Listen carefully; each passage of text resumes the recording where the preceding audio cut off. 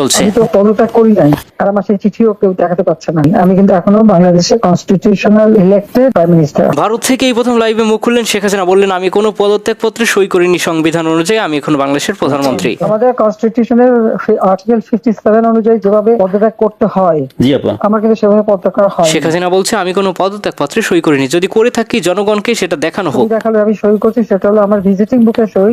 ছবিটা ভালো করে দেখলে দেখা যাবে ওটা একটা মোটা বই। জি আপা, এখানে ভিজিটিং ওরকম কোন বই প্রাইম মিনিস্টার সই করে পদত্যাগ করে না, আর আমার সেই চিঠিও কেউ দেখাতে পারছে না। চিঠি তো গণভবনে রেখে আসছিলাম।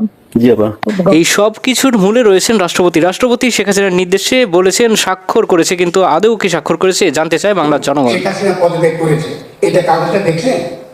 তো দাবি করছেন এখানে চুপকে দেখাও নিয়ে বসে আছেন কাগজটা দেখাও দেখি সে কোথায় পদত্যাগ করেছে। এখন শেখ হাসিনার এই পদত্যাগকে কেন্দ্র করে সামাজিক যোগাযোগ মাধ্যম তথা সারা বাংলাদেশের জনগণ উদ্বিগ্ন।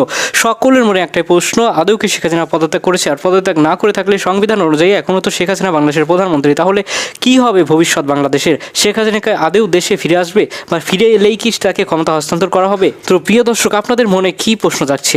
আদৌ কি শেখ হাসিনা সরকার এখন ক্ষমতায় আছে? আপনারা কেউ কি সেই পদত্যাগপত্র দেখেছেন? যদি দেখে থাকেন অবশ্যই কমেন্ট করে জানাবেন। আর যদি দেখে না থাকেন তাহলে রাষ্ট্রপতির কাছে সকলের একটাই দাবি, শেখ হাসিনার পদত্যাগপত্র জনসম্মুখে এনে সকলকে দেখানো হোক। আর যদি সেটা দেখাতে না পারে তাহলে বোঝা যাবে যে শেখ হাসিনার নির্দেশে এখন রাষ্ট্রপতি যে শাহাবুদ্দিন চুপ্পু রয়েছেন তিনি কিন্তু এখনও আওয়ামী লীগের দালালি করছে এবং সেই আওয়ামী লীগ সরকারকে এদেশে আনার জন্য গোপনে পরিকল্পনা চলছে বলে জানিয়েছেন বাংলার জনগণ।